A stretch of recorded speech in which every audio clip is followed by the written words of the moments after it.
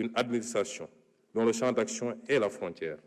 Il s'agit de digitaliser la surveillance douanière avec l'érection d'un centre de commandement des opérations qui intègre les outils les plus modernes de suivi d'abord de l'action du service sur l'étendue du territoire, suivi des moyens humains et matériels pour l'efficience et la transparence, mais également du mouvement des expéditions et autres cargaisons pour éviter les détournements de destination préjudiciables au trésor public. Et enfin, avoir un regard permanent sur les points névralgiques de la frontière, avec des vidéosurveillances, l'utilisation de drones en appui à des unités avancées qui serviront également au partage de renseignements avec les autres forces de défense et de sécurité.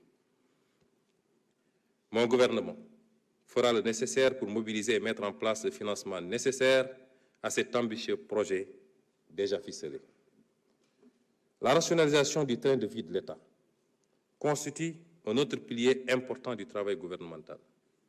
Les dépenses relatives au train de vie de l'État représentent en 2024 16% du PIB et 53% des dépenses totales de l'État, ce qui laisse peu de marge pour la prise en charge des investissements publics. S'agissant de la masse salariale, il sera réalisé un audit du secteur public ainsi que du régime indemnitaire. Il y est recherché plus de performance, mais également plus de transparence et plus d'équité dans les recrutements, les promotions et les traitements salariaux. Toute proposition de recrutement de nouveaux personnels devra être accompagnée d'une fiche d'évaluation du besoin, en identifiant clairement la valeur ajoutée créée, considérant les ressources disponibles. Nous mettrons en œuvre dès 2026 un budget à base zéro, ce qui nous donnera l'occasion de traquer toutes les niches de gaspillage qui figurent année après année dans les dépenses courantes, sous la rubrique intitulée « Services votés ». Les mesures nouvelles des budgets programmes seront également minutieusement étudiées. Dans la même veine, des audits organisationnels seront menés dans les différents services publics afin de rationaliser dans tous les domaines l'architecture et la structuration des administrations, agences et entreprises publiques et parapubliques.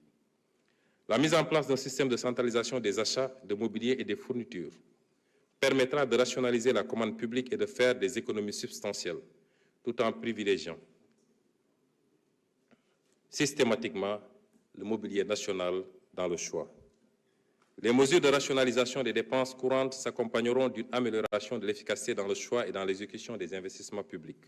Désormais, l'inscription d'un projet d'investissement dans le budget devra préalablement et systématiquement passer par les processus de maturation et être présenté devant un comité national de sélection des investissements publics afin de nous assurer notamment de son alignement à la vision Sénégal 2050 et de sa soutenabilité budgétaire. Dans cette même veine, le potentiel national d'économie d'énergie, évalué à 28% des consommations énergétiques du pays, dont 36% pour le sous-secteur de l'électricité, 18% pour celui des hydrocarbures et 40% pour les combustibles de cuisson, sera exploité à fond pour les marges qu'il permettra de dégager sur le coût des subventions d'État et sur la consommation énergétique de l'administration. Ces marges évaluées à 15%. En plus des effets positifs induits sur le portefeuille des ménages et les capacités de la Sénélec, c'est-à-dire 320 gigawatts à moyen terme et 2587 gigawatts à long terme, et un écrêtement de la pointe du réseau électrique de 441 mégawatts. Ces réformes seront difficiles. Elles seront difficiles. Ces réformes seront difficiles. Mais elles constituent le socle de notre nouvelle gouvernance budgétaire et financière. Elles nous permettront de nous projeter dans une nouvelle trajectoire budgétaire qui alliera une consolidation progressive vers un déficit budgétaire de 3% dans un horizon d'au maximum 3 ans. Je rappelle que l'audit des finances publiques a révélé un déficit public de plus de 10% contre 4,7% initialement annoncé par le régime sortant. Donc d'aller vers un déficit budgétaire de 3% dans un horizon d'au maximum 3 ans et une prise en charge maîtrisée des investissements structurants et de soutien à la production, ainsi que des dépenses sociales et climato-sensibles. Conséquemment, l'encours actuel de la dette publique, qui a atteint des proportions difficilement soutenables, c'est-à-dire plus de 85% contre 74% initialement annoncé, devrait être ramené sous la barre des 70% au plus tard en 2029. Monsieur le Président de l'Assemblée nationale, honorables députés, Je demeure convaincu qu'il ne peut y avoir de développement sans investissement domestique en monnaie locale. Il ne peut pas y avoir de développement sans investissement domestique en monnaie locale.